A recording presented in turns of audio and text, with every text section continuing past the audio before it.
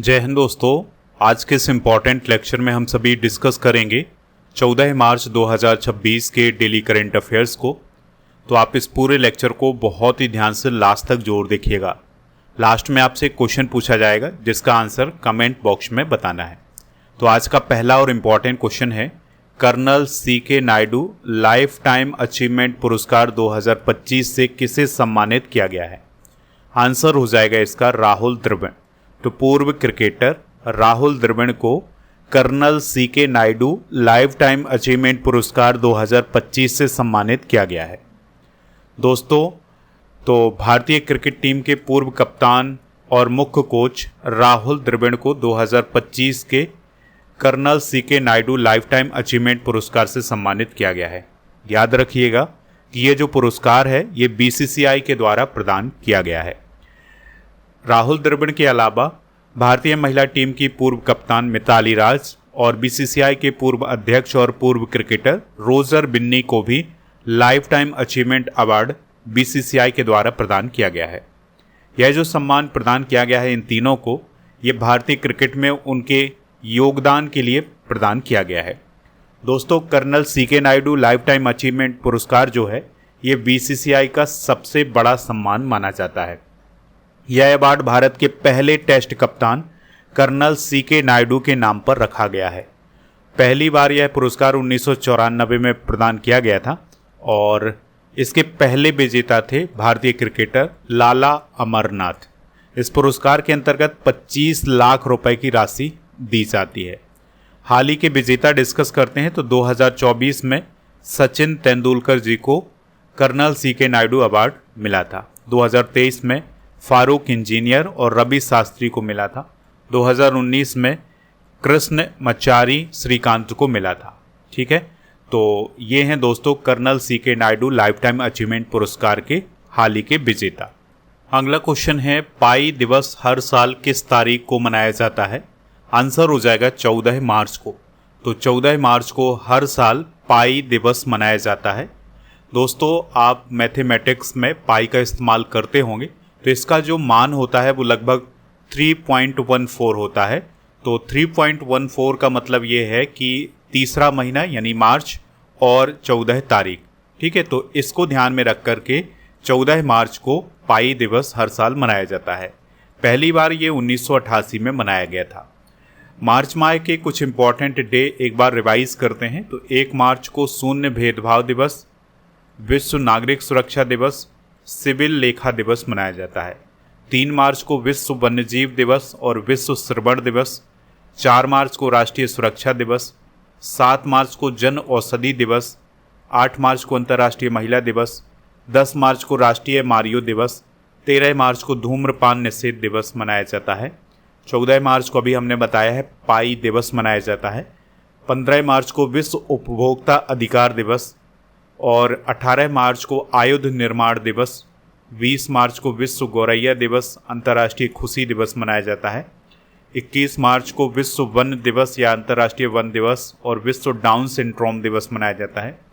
22 मार्च को विश्व जल दिवस बिहार दिवस मनाया जाता है। 23 मार्च को विश्व मौसम विज्ञान दिवस और 24 मार्च को विश्व क्षय रोग दिवस यानी TB दिवस और 26 मार्च को बांग्लादेश का राष्ट्रीय दिवस मनाया जाता है।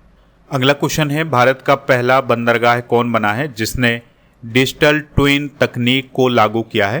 तो V.O. चिदम्बरनार पोर्ट। तो तमिलनाडु के तूतीकोरिन में स्थित जो V.O. चिदम्बरनार पोर्ट है उसने डिजिटल ट्विन तकनीक को लागू किया है। दोस्तों, जो डिजिटल ट्विन तकनीक है इसका इस्तेमाल डेटा को कलेक्ट करने, इसके अलावा डेटा का एनालिसिस करने में किया जाता है और आगे की भविष्यवाणी करने में भी इसका इस्तेमाल किया जाता है। ठीक है, तो डिजिटल ट्विन तकनीक का इस्तेमाल करने वाला भारत का पहला बंदरगाह कौन बना है, वो बना है V.O. चिदम्बरनार बंदरगाह जो कि तूतीकोरिन तमिलनाडु में स्थित है। भारत के कुछ इम्पोर्टेंट बंदरगाह एक बार देख लेते हैं, जैसे दीनदयाल, जिसे पहले कांडला बंदरगाह बोला जाता था, ये गुजरात में है। मुंबई महाराष्ट्र में। जवाहरलाल नेहरू पोर्ट ट्रस्ट है महाराष्ट्र में और मोरमुगांव है गोवा में। न्यू मैंगलोर है कर्नाटक में। कोचीन केरल में। चेन्नई बंदरगाह है तमिलनाडु में। कामराजार, जिसे पहले एन्नोर बोला जाता था, ये तमिलनाडु में है। वीओ चिदम्बरनार, ये तमिलनाडु में। विशाखापत्तनम आंध्र प्रदेश में। पारादीप है ओडिशा में। कोलकाता है मतलब कोलकाता तो पश्चिम बंगाल में है। और पोर्ट ब्लेयर बंदरगाह अंडमान और निकोबार द्वीप समूह में है। ठीक है, तो ये भारत के इम्पॉर्टेंट पोर्ट हैं, इन्हें आप ज़रूर नोट कर लीजिएगा। अगला क्वेश्चन है BCCI cricketer of the year 2026 किसे चुना गया है? तो शुभमन गिल को BCCI cricketer of the year 2026 चुना गया है। तो बीसीसीआई के द्वारा वार्षिक पुरस्कारों की घोषणा हाल ही में की गई है। तो इसमें क्रिकेटर ऑफ द ईयर बने हैं शुभमन गिल, जो कि भारत के टेस्ट और वनडे कप्तान हैं। लाला अमरनाथ अवार्ड दिया गया है आयुष मेहात्रे को, जो कि under 19 one day world cup team के कैप्टन थे। आपको याद रखना है कि जो अंडर 19 वर्ल्ड कप है 2026 वाला, ये किसने जीता है? ये जीता है इंडिया ने। ठीक है, इंडिया ने किसको हराया था? तो इंडिया ने इंग्लैंड को हराया था। ठीक है, तो इंग्लैंड को हरा करके under 19 one day world cup 2026 Bharat ने जीता है। और ये वर्ल्ड कप किस देश में आयोजित किया गया था? जिम्बाब्वे और नामीबिया देश में। बेस्ट क्रिकेट एसोसिएशन अवार्ड किसे दिया गया है? मुंबई क्रिकेट एसोसिएशन को, घरेलू क्रिकेट में बेहतरीन प्रदर्शन के लिए। बात करते हैं बीसीसीआई की, तो 1928 में इसकी स्थापना हुई थी और इसका फुल फॉर्म होता है board of control for cricket in India. Headquarter है इसका मुंबई महाराष्ट्र में। अध्यक्ष हैं इसके मिथुन मनहास। हेमांग अमीन यहाँ के सीईओ हैं। राजीव शुक्ला उपाध्यक्ष और प्रभतेज भाटिया कोषाध्यक्ष। मुख्य चयनकर्ता हैं अजीत अगरकर। आईपीएल के वर्तमान में अध्यक्ष हैं अरुण धूमल। पुरुषों की टीम के कोच हैं गौतम गंभीर और सचिव हैं देवजीत सैकिया। दोस्तों, अगर हम महिला वनडे वर्ल्ड कप की बात करें 2025 वाला, तो ये किसने जीता है? इंडिया ने जीता है। ठीक है, ये ज़रूर नोट करिएगा। तो इंडिया ने साउथ अफ्रीका को हरा करके महिला वनडे विश्व कप 2025 जीता है। अच्छा दोस्तों, WPL 2026 का खिताब किसने जीता है? ये आप कमेंट बॉक्स में बताइएगा। अगला क्वेश्चन है 13 मार्च 2026 को मॉरिशस के 58वें राष्ट्रीय दिवस समारोह में भारतीय नौसेना का कौन सा जहाज शामिल हुआ है? काफ़ी इंपॉर्टेंट क्वेश्चन हो जाता है ये। आंसर हो जाएगा INS त्रिकंद। तो जो INS त्रिकंद है वो मॉरिशस देश के 58वें राष्ट्रीय दिवस समारोह में शामिल हुआ था। दोस्तों, INS त्रिकंद की ये जो मॉरिशस की यात्रा हुई है, इसका उद्देश्य ये है कि भारत और मॉरिशस के बीच में जो रिलेशन है उनको और मजबूत किया जाए। ठीक है, INS त्रिकंद भारतीय नौसेना में तलवार कैटेगरी का एक स्टील्थ गाइडेड मिसाइल फ्रिगेट है, यानी इसे राडार से नहीं पकड़ा जा सकता है। INS त्रिकंद हवा, सतह और पनडुब्बी रोधी युद्ध के लिए डिज़ाइन किया गया है।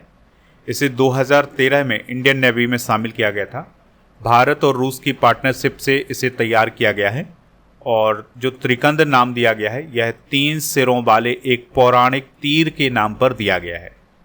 मॉरिशस की बात करते हैं तो दोस्तों, मॉरिशस जो है ये अफ्रीका कॉन्टिनेंट में है और इसकी जो कैपिटल है वो है पोर्ट लुई।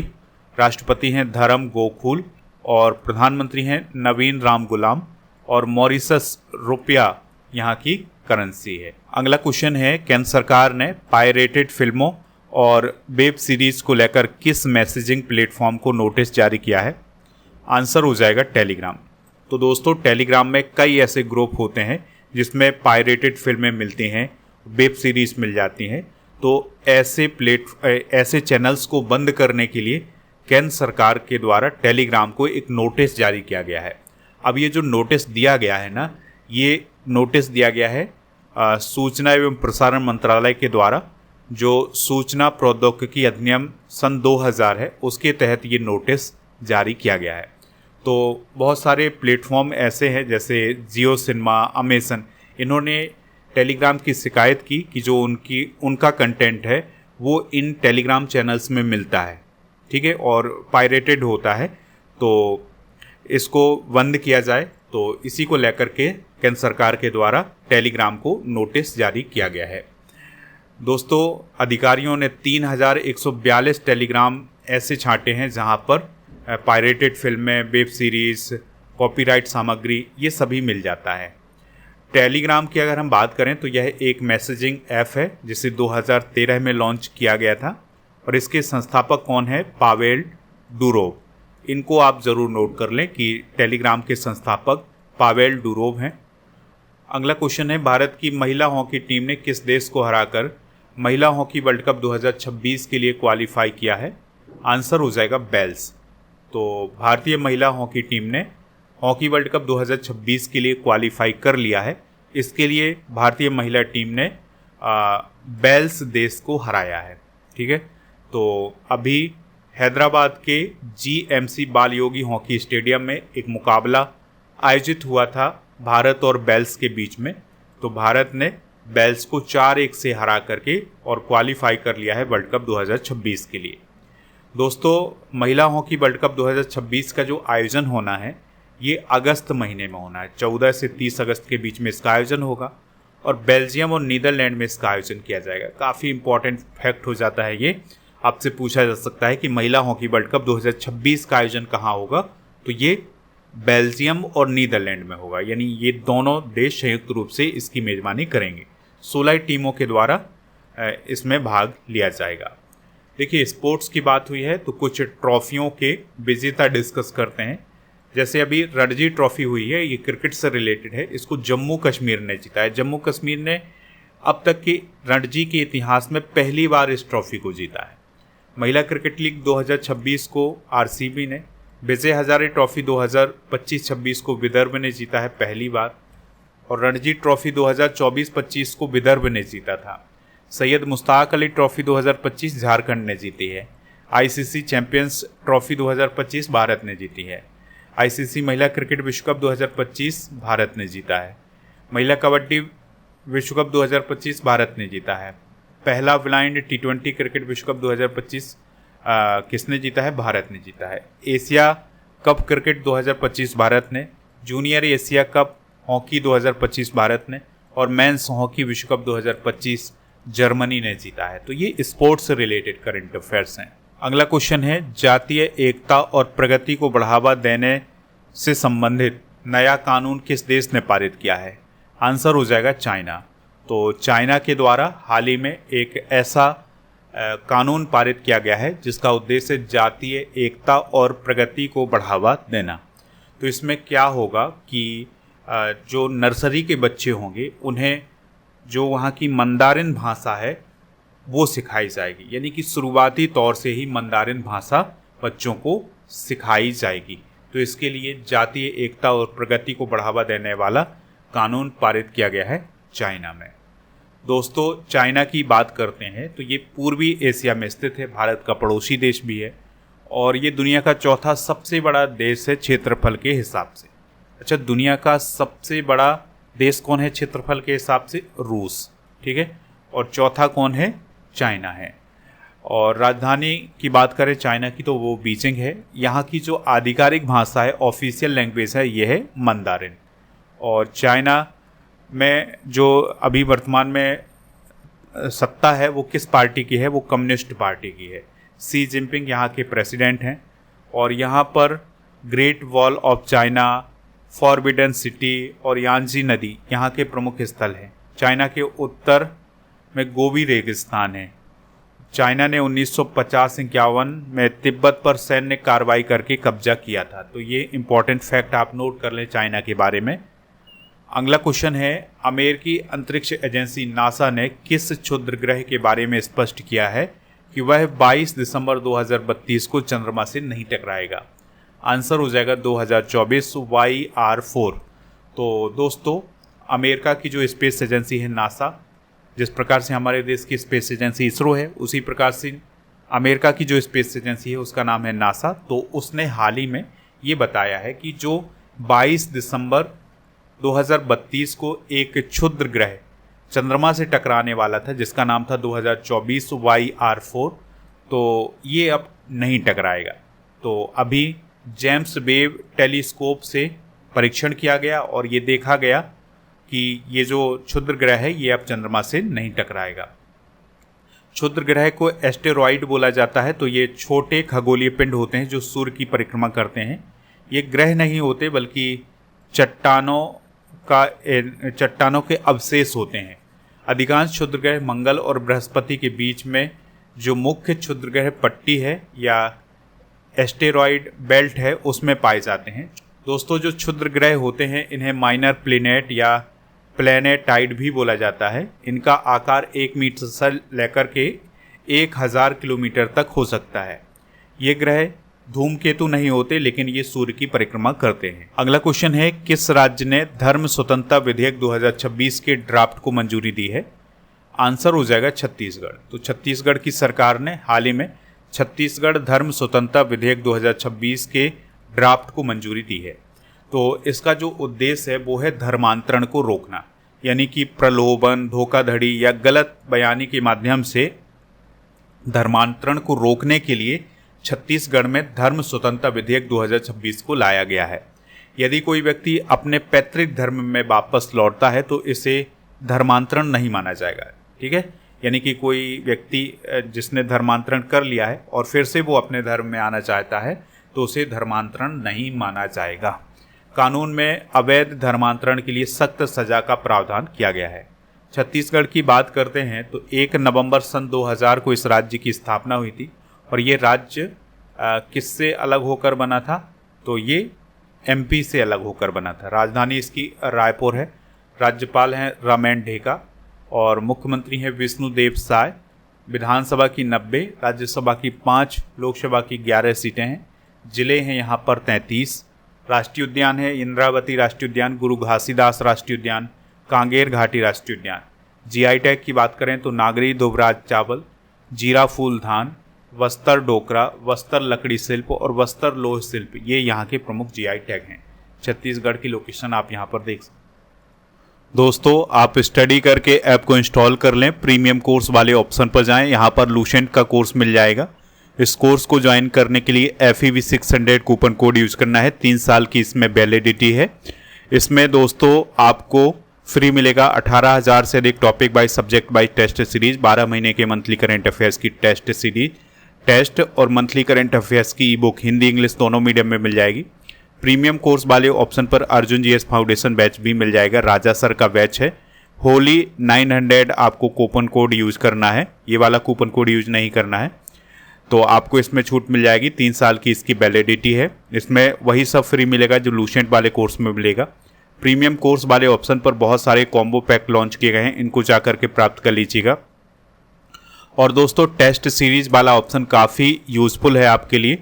तो टेस्ट सीरीज वाले ऑप्शन पर 12 महीने के मंथली करंट अफेयर्स की टेस्ट सीरीज, 12 महीने और 10,000 से अधिक GK GS के क्वेश्चन की टेस्ट और computer special test, daily current affairs का टेस्ट और करंट अफेयर्स का मॉक टेस्ट मिल जाएगा। अच्छा, जो डेली करंट अफेयर्स का टेस्ट है ये काफ़ी महत्वपूर्ण है, क्योंकि जब आप ये डेली करंट अफेयर्स का टेस्ट देते हैं तो इस प्रकार से आपकी रैंक जारी की जाती है। जैसे अगर हम 13 मार्च की रैंक की बात करें तो गुनगुन, मनोज, ऋषभ, रजनीश, बादल, अमित, हिमांशु, मीनाक्षी और सोहानी और अल्ताफ, ये दोस्तों टॉप 10 है।